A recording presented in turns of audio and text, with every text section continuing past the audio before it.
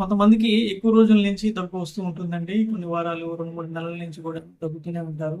వీళ్ళకి యాంటీబయాటిక్స్ ఎన్ని మార్చినా కానీ దగ్గు తగ్గదండి. సో, వీళ్ళని ఏం చేయాలంటే ఫస్టు కారణం ఏంటో కనుక్కోవాలి. కామన్ రీజన్స్ ఏంటి అంటే ఫస్ట్‌ది వైరల్ ఇన్ఫెక్షన్ తర్వాత కొన్ని రోజుల పాటు ఊపిరితిత్తుల్లో జరిగినటువంటి ఈ మార్పుల వల్ల దగ్గుతూనే ఉంటారండి. ఉదాహరణకి కోవిడ్‌లో కూడా చాలామంది 2, 3 నెలల పాటు దగ్గుతో బాధపడిన సందర్భాలున్నాయి. రెండవది ఆస్తమా పేషెంట్స్ గాని, ఉబ్బసం ఉన్నవాళ్ళు, అలర్జీ ఉన్నవాళ్ళు ఎక్కువగా చలికాలంలో రాత్రిపూట, పగలుపూట దగ్గుతో పాటు పిలికోతలతో బాధపడుతూ ఉంటారు. మూడవ కారణము స్మోకింగ్ ఉన్న వాళ్ళకి ఊపిరితిత్తుల్లో బ్రాంకైటిస్, సీఓపీడీ వంటి సమస్యలున్నా గానీ తరచుగా ఎక్కువ రోజుల పాటు దగ్గొస్తూ ఉంటుందండి. నాలుగో కారణము టీబీ అండి. వీళ్ళలో దగ్గుతో పాటు జ్వరం ఉండి, ఆకలి తగ్గిపోయి, బరువు తగ్గిపోతూ ఉంటారు. సో, ఇట్లా కాకుండా ఇంకా కొన్ని అరుదైన కారణాలున్నాయి.